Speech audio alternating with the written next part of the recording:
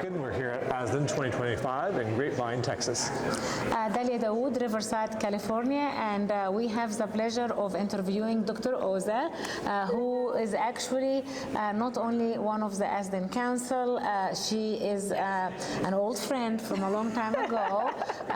She is one of the women in intervention nephrology, and we're very excited to have her in our program today. Welcome, Dr. Oza. Thank you. So I'm gonna start by asking, for how many years you've been attending the meeting so far? This is my 11th meeting. 2014 was my first meeting. Okay, that's, almost 10 years. So how do you see the meeting progression over the years? How do you see difference from first year till now? Yeah, I mean, it's been a phenomenal progression. The content, the type of, the style in which the content's delivered, and the audience as well, I think is much more diverse now. We have surgeons, radiologists, women, and we have a high global society that comes and international participants that come. I myself have progressed as an interventionalist, so things that seemed very foreign to me the first couple years are now parts of my practice. So what is the most excited procedure that you do? Throw them back to me, I think. I think that's all of us. You never know what's going to happen. It's until you get in there, it could be a quick 15-minute nothing, or it could be like a whole, this is what I'm going to have a glass of wine about later in the evening. It's very unpredictable. That's correct. That's correct. Brian? You got the right answer. Very good. All right. So you're now part of the leadership of ASDIN. Was there anybody who mentored you or kind of led you along the way, how to get more involved? I mean, Dalia has always been a mentor. Vandana Nair has always been such a champion and a mentor for many of us, I think. Yes. Dalia actually taught me how to ultrasound very, very early in my career. I just have to say she's natural. I know Bharvi from her first job.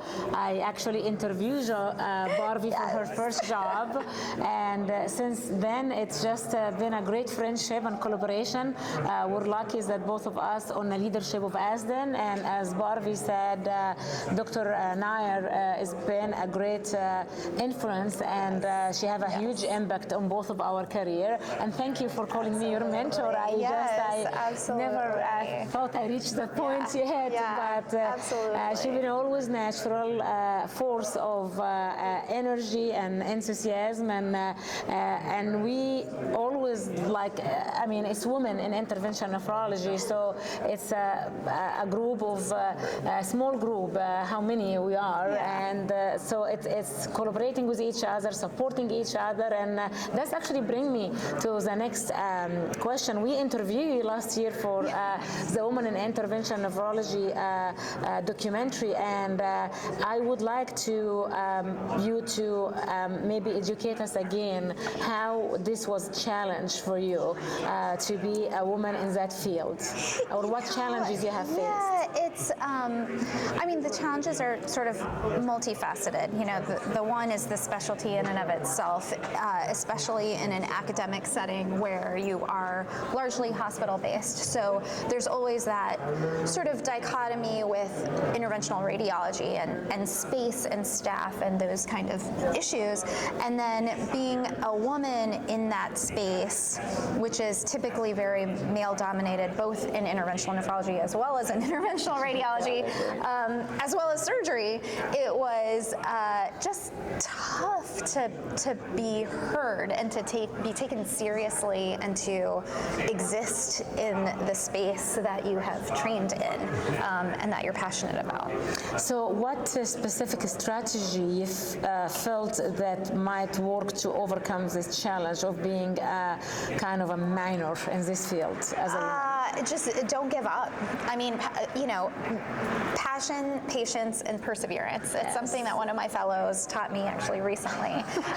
And if you have those three things, if you keep the patient first and you're doing right by the patient and you think that what you are offering and suggesting is truly the best thing for the patient, you can't go wrong, and eventually, it might not happen right away, but eventually people recognize that. I mean, it's when patient care is affected and becomes optimal, you can't ignore that. I just want to share with our audience that Dr. Oza, actually, when I first met her and she started working with us at University of Cincinnati, she became pregnant and she was really wearing the lead all the way up to maybe a week. Yes, I was 39 weeks when I did my last procedure. And I just looking at her and I was like, oh God. So that's my legs really, are like this big. Yeah, that's really what I call dedication. And so absolutely, it's always been a pleasure and working with Bharvi, because that what we just witnessed, her enthusiasm and her persistent after what she wants, which is providing the highest level of care for our patient. Brian? So part of the aspect that people like about ASDIN is it's social, right? And so you've been coming for 10 years, and often you don't see people except for at the meetings, right? So aside from Dahlia, who else do you look forward to seeing at these meetings? Oh, well, countless people. I mean, and there's so many people that I couldn't even name, but when I see them, I see them every year, and you kind of form this camaraderie. It's as far as societies go, it's not so large like ASN or NKF where you can get lost in the crowd. It's small enough that you recognize faces even if you don't really know them or even have a conversation with them. I mean, I would say almost 80% of the people that come to the meetings yearly, I look forward to seeing. Yeah, it's become like a small family. It has, I mean, it really has. So over time, yes. Absolutely, and everyone, faces the same challenges, whether it's with patient care or with the reimbursement structure or what have you. It's all, we're all in this boat together, but on islands. So there's 20% you don't like to see, so just let us know. We want to invite them next year. 20% are new. Let's put it that way. So where do you want to see ASDIN in the next 40 years? Like, where would you want to see us going? Oh gosh, that's a tough one. I think that it's going to continue to grow and continue to be multidisciplinary. And I think with value-based care and some of the social structures that are changing within healthcare in general, I think will really shape how we view vascular access from a general nephrology standpoint. And I think once that happens, our value will really go up. I think often from a general nephrology standpoint, unless you're an interventionalist, sometimes people don't even really think about the access unless there's something going wrong with it.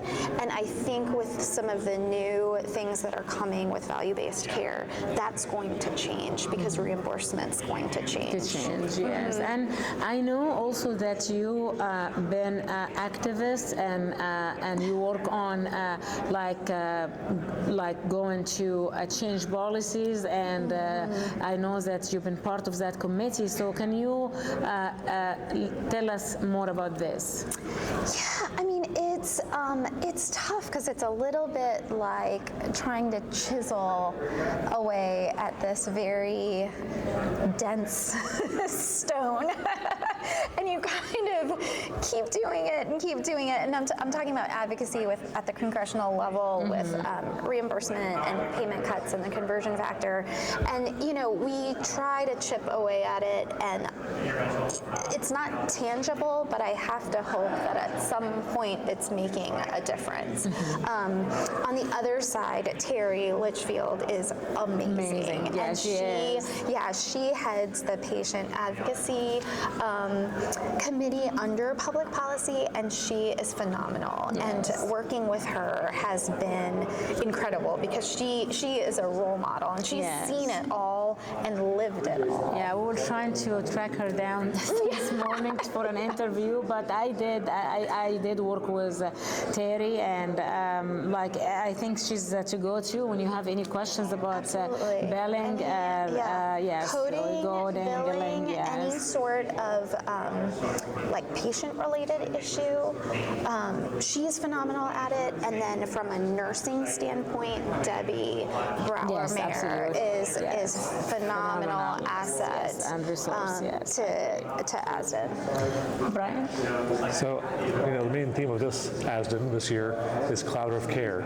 So, we want to get more radiologists involved, more surgeons involved. Maybe we should have a program where you invite a friend. But how do you envision getting more from other communities involved with ASDIN? Yeah, I think it's tough because they have their own conferences, and at least in my institution, it's not like we have endless funding to go to wherever we want, and so that is getting smaller and smaller. And as that happens, it's harder to get people to go to something new that they haven't been to. But again, I think if we focus on the patients and hopefully on kind of a local one-to-one level, talk to the surgeon that you work with, talk to the radiologist that you work with, and see if they're interested in coming, then maybe one day they'll come. They will come. We have a multidisciplinary vascular access meeting once a month, and it involves transplant surgery, which are the surgeons at my institution that do access creation, myself, and the interventional radiologists. And it's a great time for us to discuss difficult cases and future accesses for patients. And, maybe I envision that happening kind of here at some point. Yes, exactly. That's very unique, actually. It's something that we'd like to see people doing. Right? Yeah, absolutely, absolutely. It's best for the patient.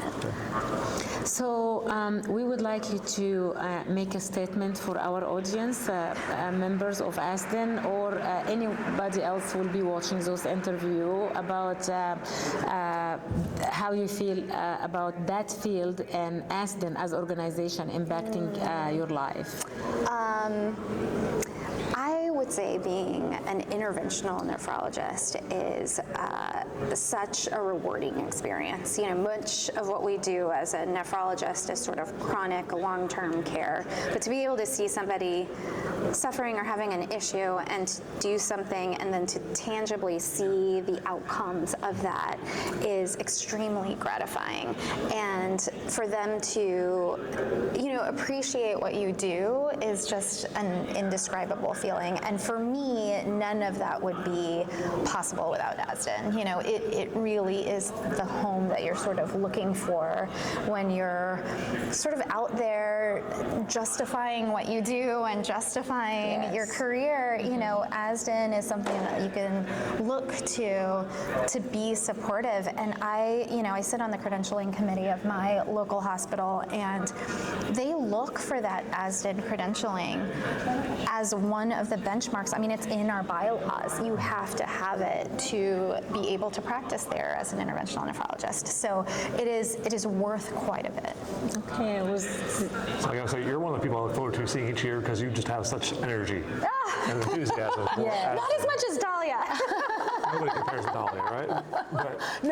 But we really appreciate you being here and all the things you bring to ASDIN. Thank you so much. I love being here, and I'm so grateful for the opportunity. Thank you for giving the opportunity to spend this short time with you. And ASDIN TV is going for the rest of the day and tomorrow. So please stop by again. We always have more to talk about. Okay, that's our first year resuming ASDIN TV, and hopefully it will be there for years to come. But we cannot get enough of that energy. Thank you, Dr. Oza. No problem.